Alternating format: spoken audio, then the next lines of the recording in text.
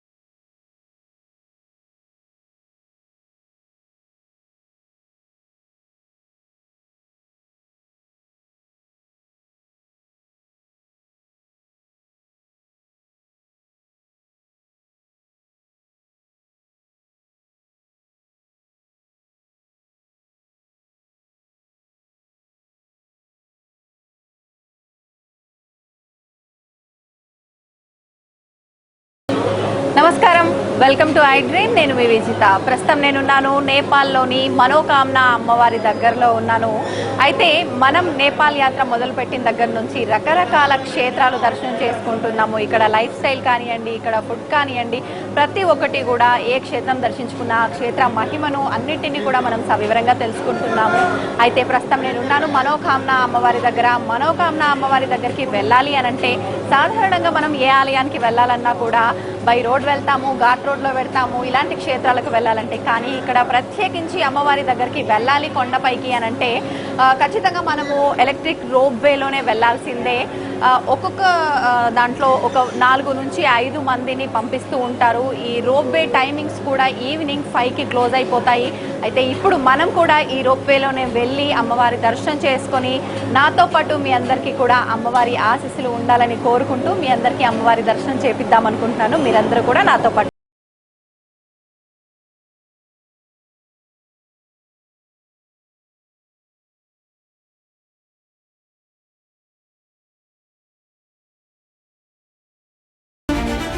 ఈరోజు మనం నేపాల్లోని ప్రసిద్ధ శక్తిపీఠం మనోకామనా దేవాలయాన్ని దర్శించుకుంటున్నాం.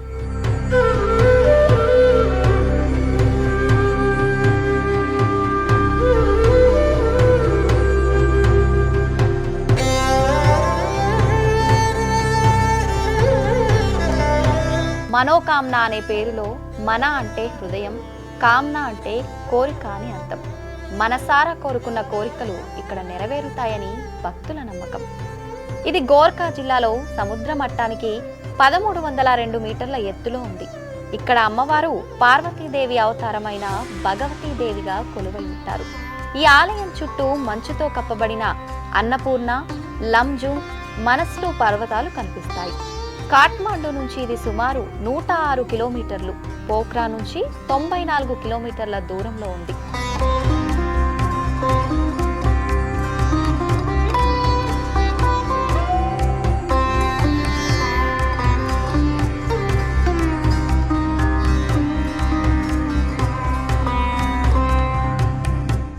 ఇక్కడికి చేరే మార్గంలో ఓ ప్రత్యేక ఆకర్షణ ఉంది. అదే మనోకామనా కేబుల్ కార్. ఇది నేపాల్లో ప్రారంభమైన మొదటి కేబుల్ కార్ సౌకర్యం. ఈ కేబుల్ కార్ వ్యవస్థ 1998 నవంబర్లో ప్రారంభమైంది. మునుపటి కాలంలో ప్రజలు నడుచుకుంటూ 3 గంటల ప్రయాణం చేసి వెళ్లేవారు. ఇప్పుడు కేబుల్ కార్ ద్వారా 10 నిమిషాల్లోనే వెళ్ళొచ్చు. ఈ కేబుల్ కార్ వ్యవస్థను ఆస్ట్రియా కంపెనీ రూపొందించింది. ఈ కేబుల్ కార్ ప్రయాణం మొత్తం 2.8 కిలోమీటర్లు ఉంటుంది. దీనిలో మొత్తం 34 కార్లు ఉన్నాయి. అందులో 31 ప్రయాణికుల కోసం మరియు 3 కార్లు సరకు రవాణా కోసం. ఒక్కో కేబుల్ కార్లో 6 మంది వరకు ప్రయాణించవచ్చు. ఈ మొత్తం వ్యవస్థ గంటకు 600 మందిని తరలించగలదు. ఇది ఉదయం 9 గంటల నుండి సాయంత్రం 5 గంటల వరకు మాత్రమే నడుస్తుంది. కేబుల్ కార్లో ప్రయాణం చాలా థ్రిల్లింగ్గా ఉంటుంది. పైకి ఎగురుతున్నప్పుడు కింద నదులు, పచ్చని అడవులు, చక్కని పర్వతాలు కనిపిస్తూ ఉంటాయి. ఈ అనుభవం మాటల్లో వర్ణించలేనిది. జీవితంలో ఒక్కసారి తప్పకుండా అనుభవించాల్సిన విజువల్ ట్రీట్ లాంటిది. కేబుల్ కార్లో మనం మనోకామనా ఆలయానికి దగ్గరలో ఉన్న బేస్ వరకు వెళ్ళవచ్చు. అక్కడి నుండి ఆలయం వరకు చిన్నగా నడవాల్సి ఉంటుంది.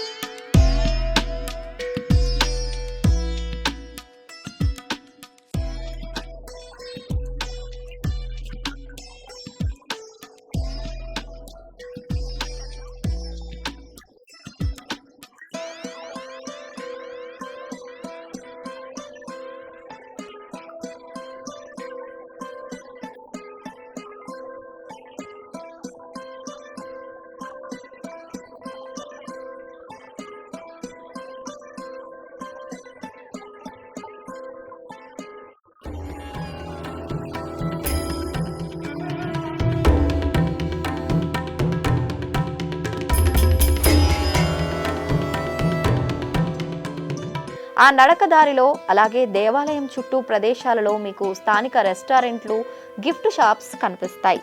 నేపాలీ పురాణ కథల ప్రకారం ఈ దేవాలయం 17వ శతాబ్దంలో గోర్ఖా రాజు రామ్షా కాలంలో నిర్మించబడింది.